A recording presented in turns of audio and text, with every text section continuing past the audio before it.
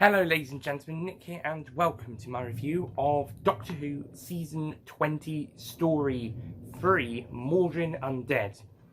And this is the first story to feature Turlough, played by Mark Strickson, and also sees the return of Brigadier Lethbridge Stewart, played by Nicholas Courtney, for the first time since 1975's Terror of the Zygons. And this is a very creative story. For starters, our main villain, so to speak, is a character. Is a character along with a couple of his people who have taken some sort of energy from the Time Lords, some sort of way that they can therefore regenerate. However, it's made them immortal, so now they long for death. Meanwhile, the Black Guardian, last seen in the Armageddon Factor in 1978. is also back, and he's now instructed Turlough to try and assassinate the Doctor in exchange for getting off Earth, as Turlough's an alien. And also the two versions of the Brigadier get involved, one from 1977, not 77, and one from 1983, which, by the way, this is the story that messes up the unit continuity. Because the unit continuity in the 70s stories, it wasn't certain whether they were set in the 70s or the 80s. Pyramids of Mars pretty much said it was 80s set. Even the invasion was said to be set in 1970 or the 70s, even though that was broadcast in 68. I think we can pretty much establish that it is set at the time. There is a big Finnish audio that kind of fixes it. It's the well, not fixes it. It's kind of it explains what the problem was. It's the third story in the Legacy of Times, the Sacrifice of Joe Grant. Kate mentions that the timelines are a bit out of sync, so some they might be set in the 70s, they might be set in the 80s. Hence her comment in Dead Doctor, 70s or 80s, depending on the protocol. So yeah, but Mawdryn Undead trying to set it in present day, kind of both fixes and makes a problem, but also fixes it at the same time. It's complicated.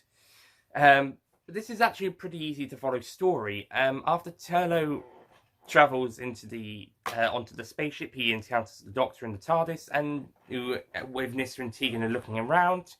And it's some good looking around scene. It's actually quite fun, and there's some good 80s synth music for some bits. It sounds like they'd be good for action scenes. It's more used in scenes that are building up tension or having a look around, but it's a really good track.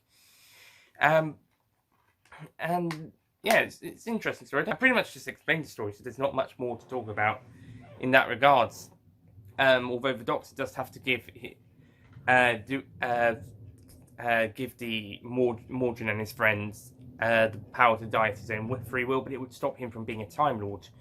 And then Nyssa and Tegan accidentally catch the virus, so he eventually decides. However, the two Brigadiers accidentally meet, and it's that meeting that causes it. That and 77 Brigadier loses his memories.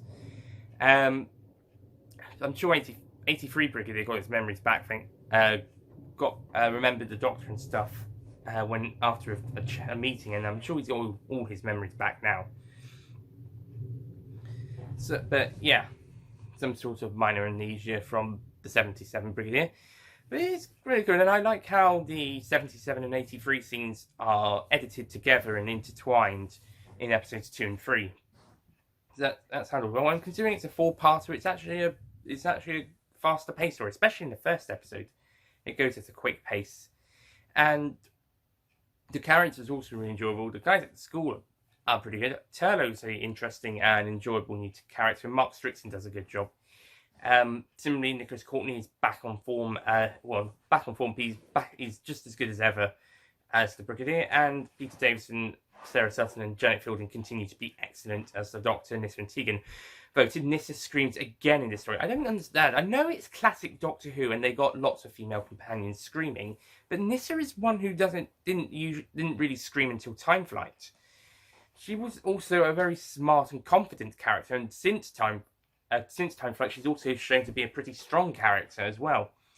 But, well, she was as well before Time Flight as well, but after Time Flight even more so, and yet she's screaming at least once a story. I don't know about the next story. I can't remember that one that much. I will get around to that soon, but yeah. I don't know. It's like my problem with Romana keep being kidnapped or needing the Doctor's help almost every episode. Not only did it happen almost every episode, but it also every story, almost every story. But it was with a character who you wouldn't really expect it to happen, at least not as much. Even characters that it did happen to as much didn't happen as much as that. So yeah, it kind of got ridiculous. And it's starting to happen here. The upside is that there's not as many stories where this happens, when Nyssa has to scream a lot. And, I don't mind once or twice, but literally in a row, and yeah, 4 times in a row. I like it. Wouldn't be so bad if it was spread out, or if it was already a part of the character. But literally, and I don't know if Tegan screams this time as well. I don't think so. I'm not sure. Nor the Brigadier. It's when they see Mawdryn. P.S. Nice touch of having him wear the Fourth Doctor's coat for those TARDIS scenes for a bit. That was a nice reference. They've got some nice references to past stories in this season, besides the monsters. The returning villains.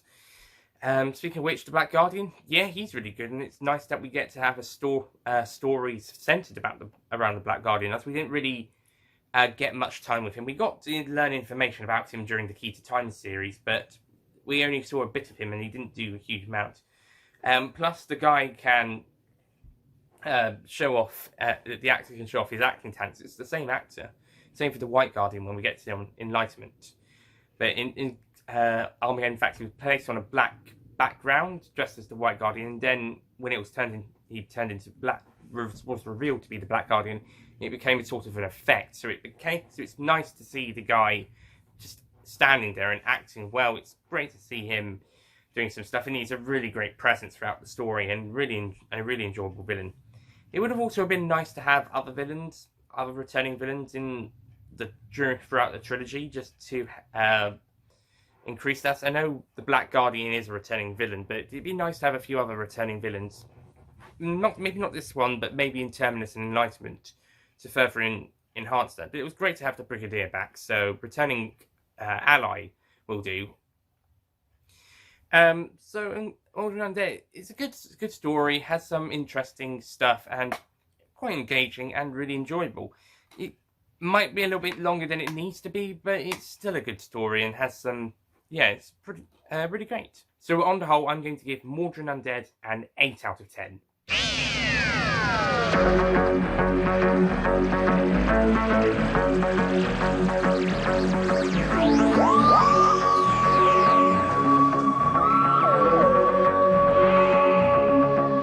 Yeah, I think it's good. I think it's an enjoyable story and some good writing and some creative and imaginative ideas. So some very good stuff. I don't think it's 100% perfect, but it's still an enjoyable story, and certainly it's the strongest story since Earthshock so far, though there will be stronger coming up. Okay, so that's Mawdryn Undead. Thank you for watching. Next time I'll be taking a look at the next story of the season, Terminus.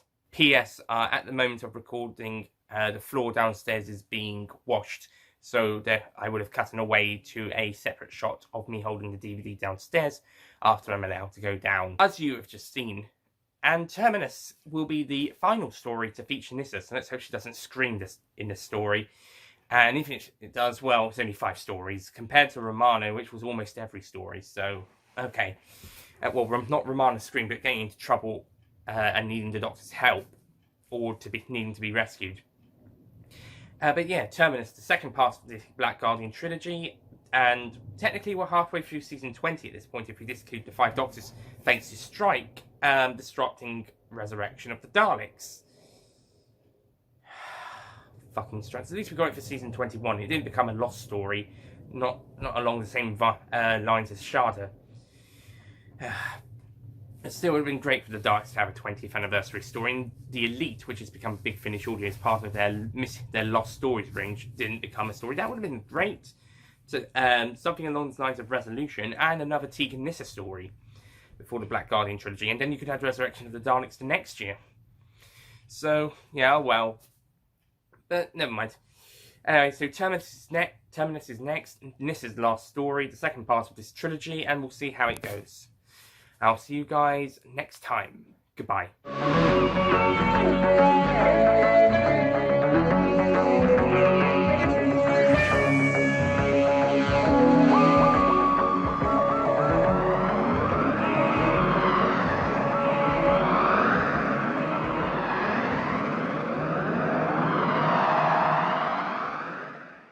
Don't forget to click below to subscribe to the official Nicholas Payne Retro YouTube channel.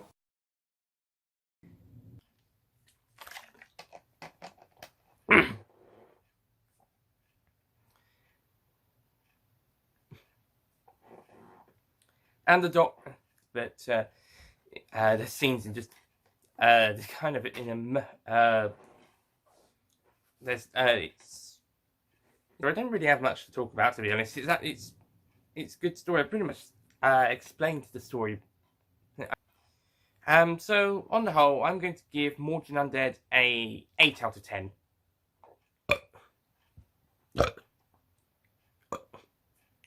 Doing that again in case there's not enough time. Terminus.